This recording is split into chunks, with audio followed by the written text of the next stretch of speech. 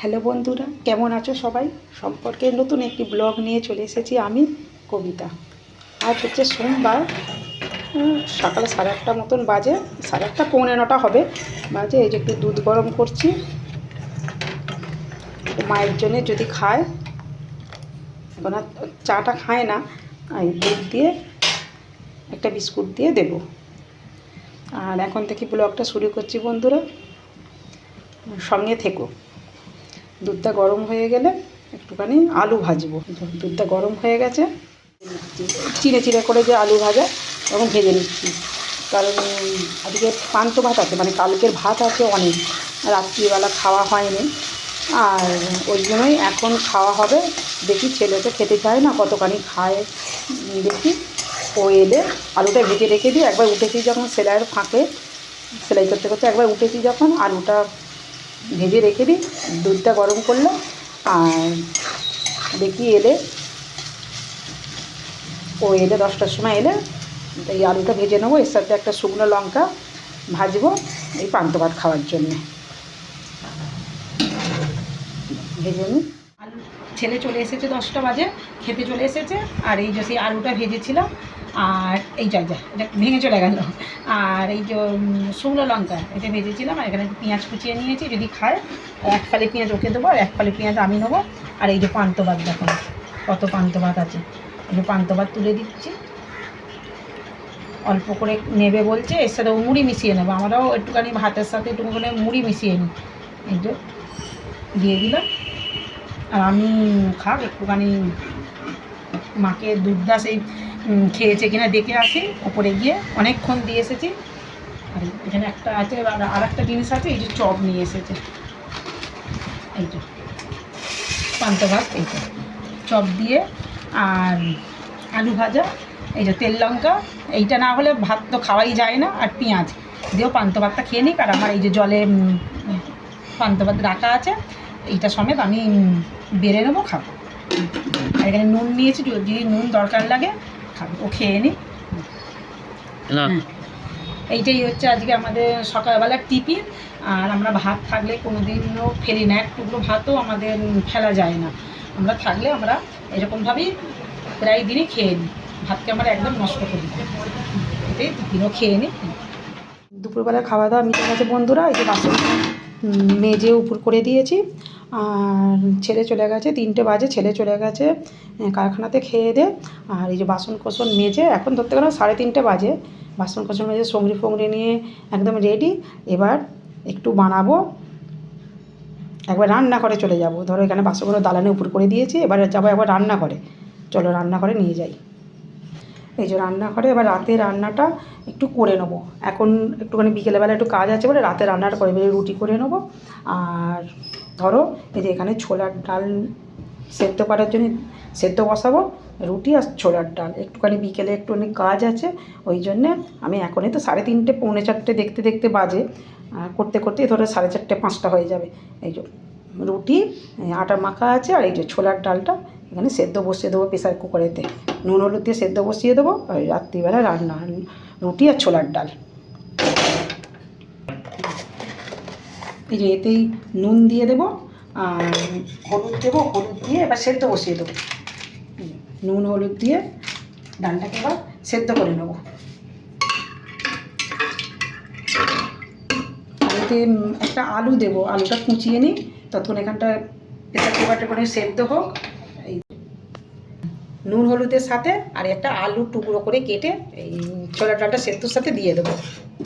এটা খেতেও ভালো লাগে, আর একটুখানি ডালটা একটু মাখা মাখা মতন হয়ে যায়। এটা সিটি হোক, তখন আমি এটা সিটি হওয়ার জন্য বসিয়ে দিয়েছি। এবার আমি ময়দাটা যে মাখা আছে নিচে কেটে নেবো। এই তো সিটিটা হয়ে গেল।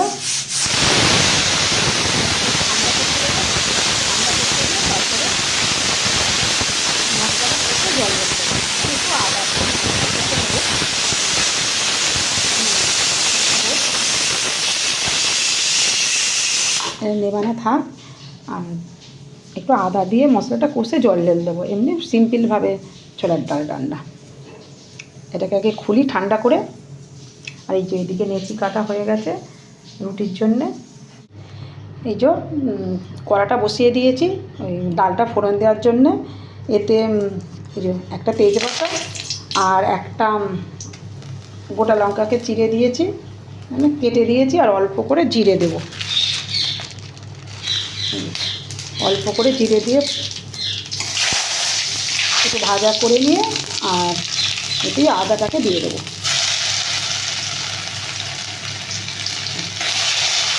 আদাটাকে ভেজে নিয়ে এতে একটুখানি গুঁড়ো মশলা যেমন দেবো ডালেতে।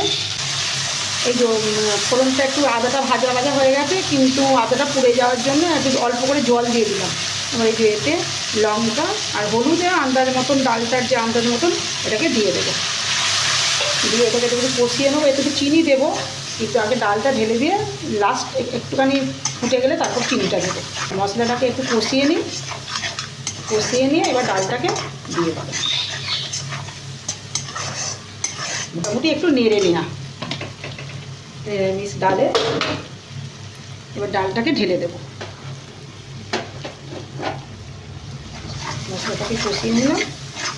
যে সেদ্ধ ডালটা, এতে নুনটা এখন দিলাম না কেন, নুনটা তো সেদ্ধর সময় আমি দিয়েছিলাম তো, আর অল্প হলুদও দিয়েছিলাম, ওই জন্য এখানে নুনটা দিলাম না।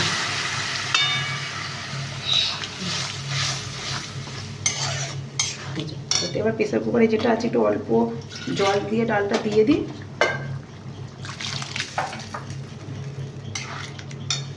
এটা এবার ফুটলে আর একটু বাদে একে চিনি দেবো একটুখানি।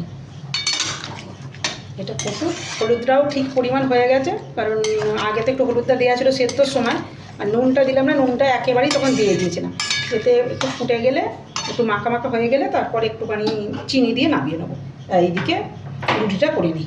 ডালটা মোটামুটি হয়ে এসেছে, সেদ্ধ হয়ে গেছে, আর আলুগুলো যেগুলো দিয়েছিলাম আলুগুলোকে একটু ঘেটে ঘেটে দিয়েছি, ডালটা ঘনও হয়ে গেছে মোটামুটি। এবার এতে যে চিনি দিয়ে দেবো, আন্দাজ অনুযায়ী একটুখানি চিনি, একটু নিরামিষ ডাল তো, এবার এদিকে ছোলার ডাল একটু মিষ্টি মিষ্টি হবে, চিনিটা দিয়ে দেবো, দিয়ে এবার নামিয়ে নেবো।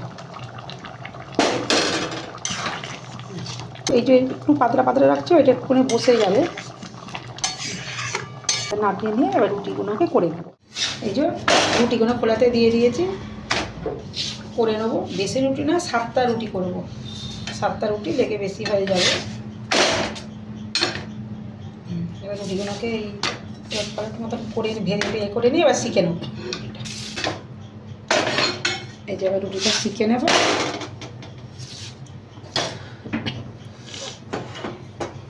এবার বিকেলে এখন করে নিলাম, ঝামেলা মিটে গেল। আমার 4:30 বাজে, ঝামেলাটা মিটে গেল। এরপরে বসবো। 2টো চুড়িদার কাটিং আছে, আর এই 2টো চুড়িদার আমারই কাটিং।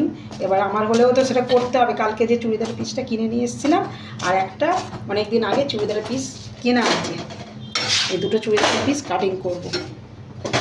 চুড়িদারগুলো তৈরি করব পুজোতে। ওই জন্য নিশ্চিন্তে রুটিটা হয়ে গেলে রাত্রির পর্যন্ত আমি নিশ্চিন্তে তবু কাজটা করতে পারবো। কাটিং করবো, অর্ধেকটা সেলাই হয়ে যাবে চুড়িদারে।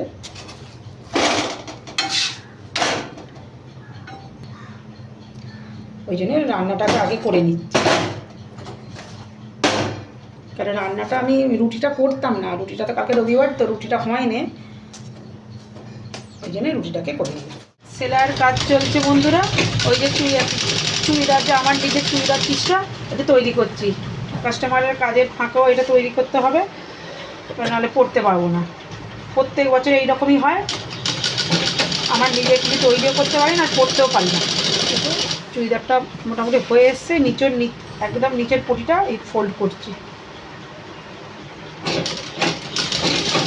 মোটামুটি এটা ফোল্ড করলে 3 ভাগ তৈরি হয়ে যাবে। আর এতে লটকান আছে একটা সুন্দর, লটকানটা এখন হয়ে উঠবে না, লটকানটা কালকে করবো।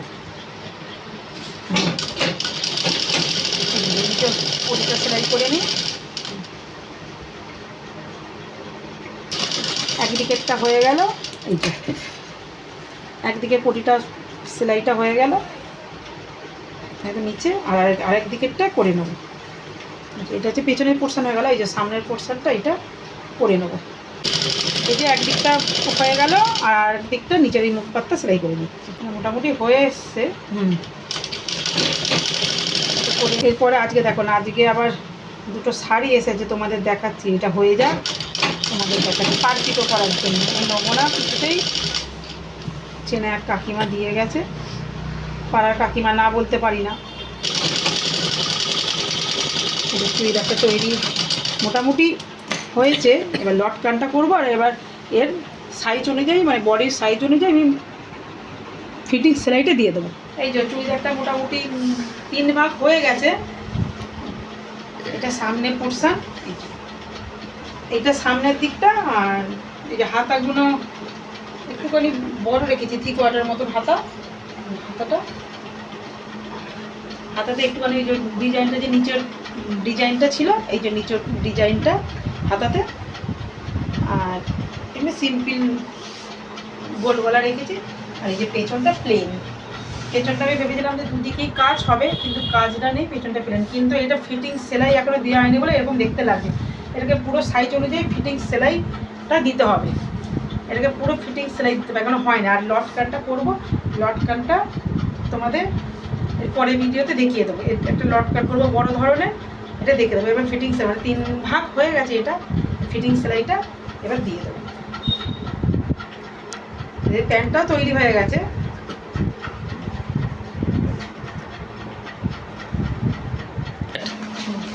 এই যে আর দুটো কাপড় এসেছে। এরটা শুধু ব্লাউজটা তো এখন অসম্ভব, এই তো 1 সপ্তাহ বাকি, ব্লাউজটা অসম্ভব। ব্লাউজ পিসটা কেটে রেখে দিতে বলেছে, আর শুধু পার পিকও করে দেবো। এই দিনতে দুটো কাপড়ে পার পিকও করে দেবো। এই যে ব্লাউজ পিসটা তো এখন আর 1 সপ্তাহ বাকি, পুজোতে করা যাবে না, পার বসিয়ে পিকো করে দেবো। এখানে এই একটা, আর এখানে একটা, দুটোরই ব্লাউজ পিস আছে, কিন্তু এখন তো ব্লাউজ করা তো অসম্ভব।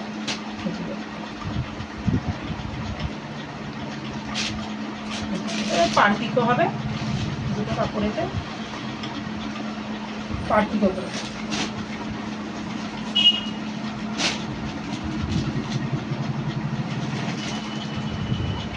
এই হচ্ছে আজকের কাজ। এরপরে চুড়িদারটা যেটা ফিটিং সেলাই আছে, লাস্ট মোমেন্টে না বলতে পারি না, এবার এগুলোকে পিকো করে দিতে হবে। আর লুঙ্গি আছে দুটো, লুঙ্গিটা সেলাই করা। এই হচ্ছে আজকের কাজ।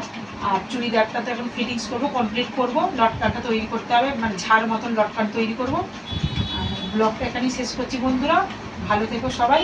ব্লগটা ভালো লাগলে একটা লাইক করে দিও। আর রান্না তো করাই আছে, সে তো 3টে 4টের সময় যে রান্না করাই হয়ে গেছে, নিশ্চিন্তে। এখন রাত্রি পর্যন্ত একটু সেলাই করি।